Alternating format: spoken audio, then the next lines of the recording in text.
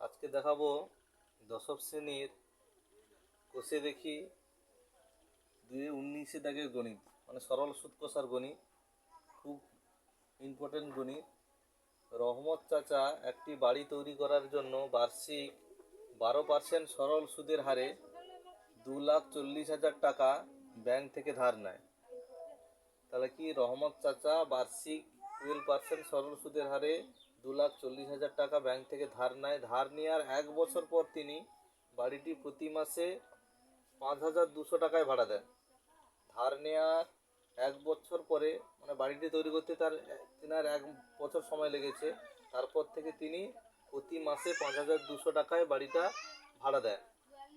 ওই ভাড়ার টাকা থেকে তিনি ভাড়ার টাকা থেকে ধার নেওয়ার কত বছর পরে তিনি বাড়ি ভাড়ার আয় থেকে সুদ সহ ব্যাংকের টাকা পরিশোধ করবেন? তাহলে ভাড়া এবং সুদ সহ ব্যাংকের যে মূল টাকা 2,40,000 টাকা যখন সমান হবে, তখনই তার মোট টাকাটা পরিশোধ হবে। তাহলে ধরি তিনি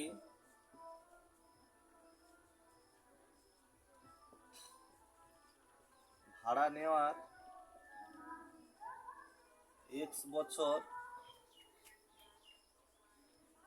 পরে সুদ সহ ব্যাংকের টাকা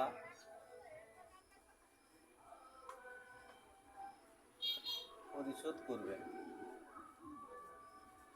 ধরে তিনি X বছর পরে সুদ সহ ব্যাংকের টাকা পরিশোধ করবেন। তাহলে বার্ষিক 12% সরল সুদের হারে X বছরে সুদ কত? আসল হচ্ছে কত? আসল তিনি কত নিয়েছিলেন? 2,40,000 টাকা। হ্যাঁ, বার্ষিক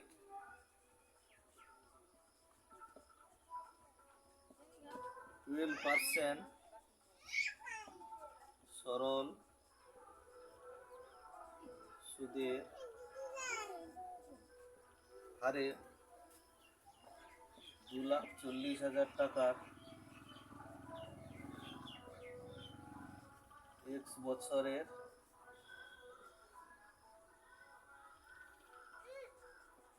সুদ সমান কত?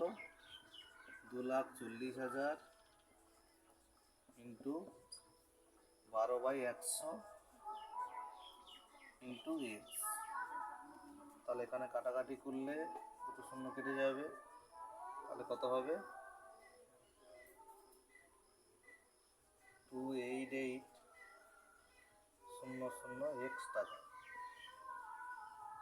তাহলে মোট সুদ আসল কত হচ্ছে? তাহলে শর্তানুসারে আমরা লিখতে পারি, কি লিখতে পারি? 2,40,000, এটা হচ্ছে আসল, প্লাস সুদটা কত হয়েছে? 28,800 X। এই টাকাটা তাকে পরিশোধ করতে হবে। X বছর পর তিনি যদি টাকা শোধ করেন, X বছর পরে যদি তিনি টাকা শোধ করেন, তাহলে তাকে এই টাকাটা পরিশোধ করতে হবে। কোথা থেকে তিনি পরিশোধ করবেন? তিনি পরিশোধ করবেন তার বাড়ি ভাড়া থেকে। তাহলে তিনি বাড়ি ভাড়াটা বসিয়েছেন 1 বছর আগে, তাহলে X - 1 বছরের বাড়ি ভাড়া তিনি পাবেন। তাহলে কিভাবে পরিশোধ করবেন? না, মাসিক 5,200 টাকা, মাসিক 5,200 টাকা বাড়ি ভাড়া দিয়েছিলেন। তাহলে এটাকে মাসে পরিণত করতে গেলে আমাদের কি করতে হবে? 12 দিয়ে গুণ করতে হবে। আর বাড়ি ভাড়া এইটা হচ্ছে টোটাল মাস, এই মাসে বাড়ি ভাড়াটা তিনি পাবেন। তাহলে প্রতি মাসে কত করে? 5,200 টাকা করে। তাহলে এটা আসল, এটা সুদ। এই টাকাটা তাকে টোটাল পরিশোধ করতে হবে এই বাড়ি ভাড়ার টাকা থেকে। এই দুটো সমান হয়ে গেলেই তাহলে তার মোট টাকাটা পরিশোধ হয়ে যাবে। এখন ক্যালকুলেশন করে দেখি। তাহলে 2,40,000 প্লাস 28,800 X সমান কত?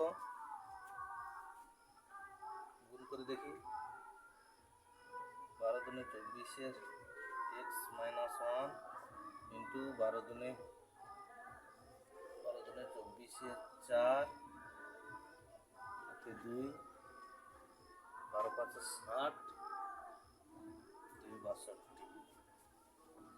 বা 2,40,000 প্লাস 28,800 এক্স সমান 62,400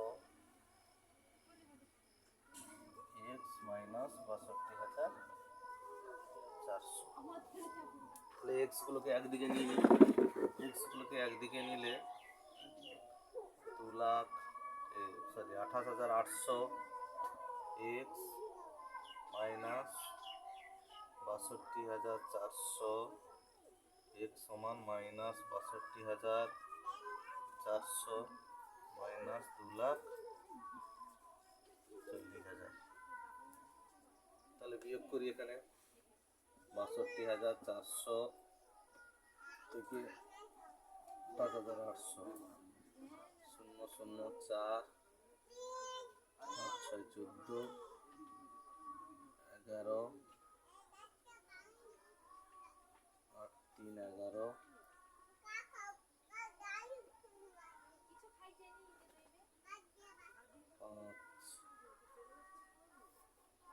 তাহলে মাইনাস 33300 এক্স সমান 24,000 2,40,000 আর 62,400 যোগ করলে কত হচ্ছে 402,003 মাইনাস 3,02,400। তাহলে দুদিকে মাইনাস আছে, মাইনাসটা আমরা কেটে দিলাম।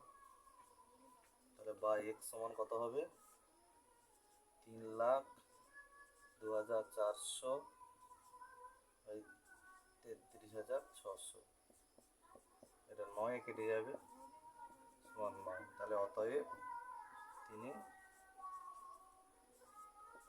9 বছর পরে সুদসহ টাকা পরিশোধ করবেন।